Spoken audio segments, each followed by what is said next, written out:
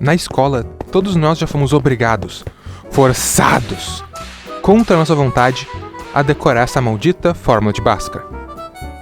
Na minha vez, pelo menos, a prof só tacou no quadro e foda-se.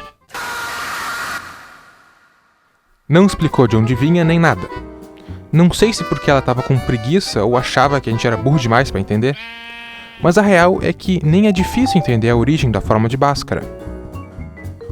Hoje eu quero ir com vocês da equação quadrática comum até a Bhaskara, usando só a álgebra que a gente já sabe. Só que, claro, não é tão simples assim chegar na Bhaskara do nada. Para adquirir uma intuição sobre o que deveremos fazer, antes a gente tem que entender os conceitos que envolvem ela. Primeiro, para que serve a fórmula de Bhaskara? O que a Bhaskara faz é achar os valores que resolvem esta equação em específico.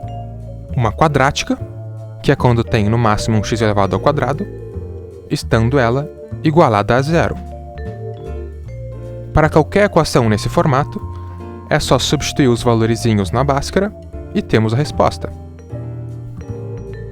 Bom, ainda não parece claro como que essa fórmula resolve essa equação. Então vamos diminuir a complexidade para ver se a gente ganha alguma ideia.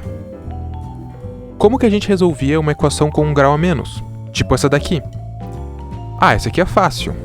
Para achar o valor de x, a gente pode passar o menos 6 para o outro lado, depois o 2 dividindo e depois o 3 multiplicando.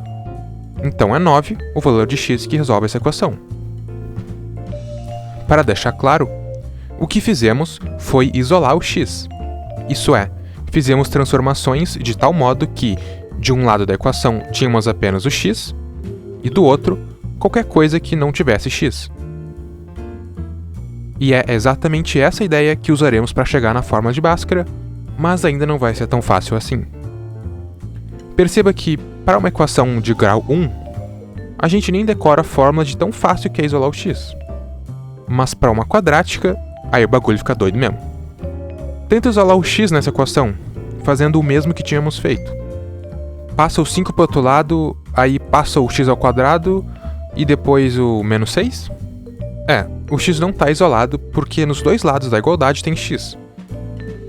Tu pode ficar tentando isolar o x de qualquer jeito, mas não vai dar certo. A dificuldade aqui é que a gente tem duas parcelas com o x em diferentes potências. Aqui, a única maneira de isolar o x é dando um jeito de agrupar as potências numa parcela só, para que assim a gente consiga isolar o x. Para isso, teremos que usar uma técnica secreta pouco conhecida que não é muito falada. O produto notável. Se você analisar bem esse produto notável, vai perceber que ele faz justamente o que a gente quer. Ele agrupa em uma parcela só duas potências diferentes.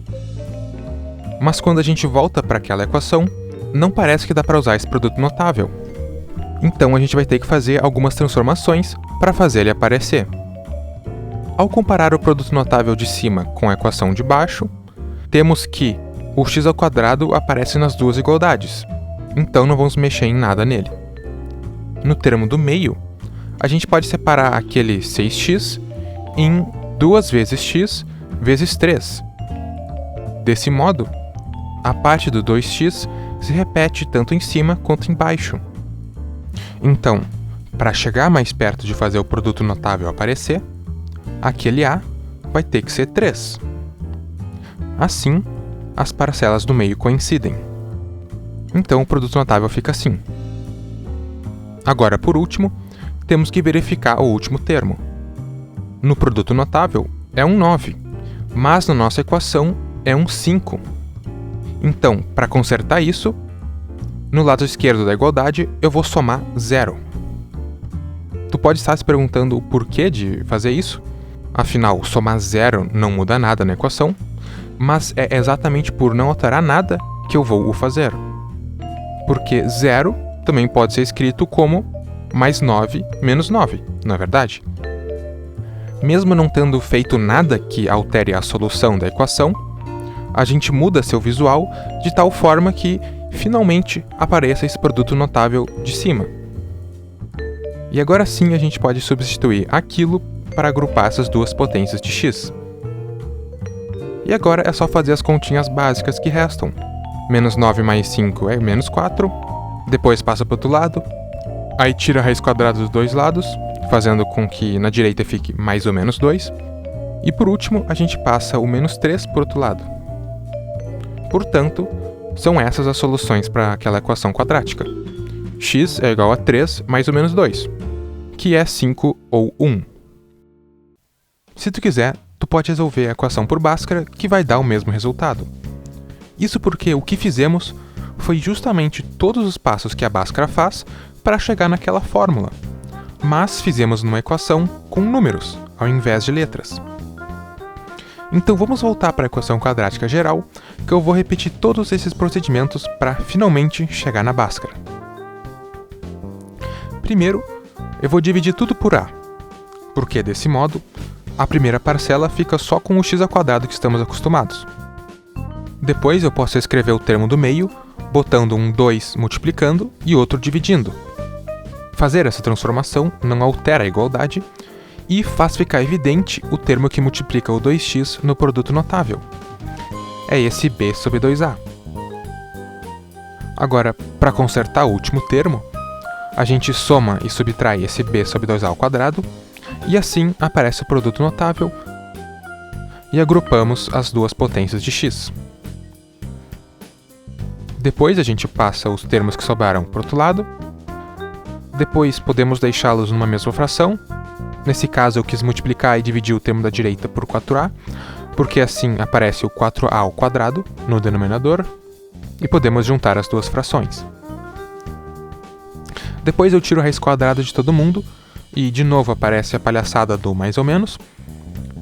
Aí, na direita, no numerador não podemos fazer nada, mas no denominador podemos dar aquela simplificada. E convenientemente, as duas frações da equação têm o mesmo denominador. Então é só passar o b sobre 2a para o outro lado, que finalmente isolamos o x e chegamos na famigerada Bhaskara.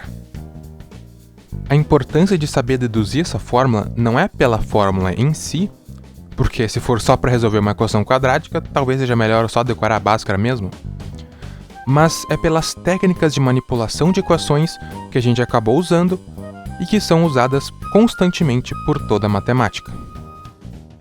Então era isso,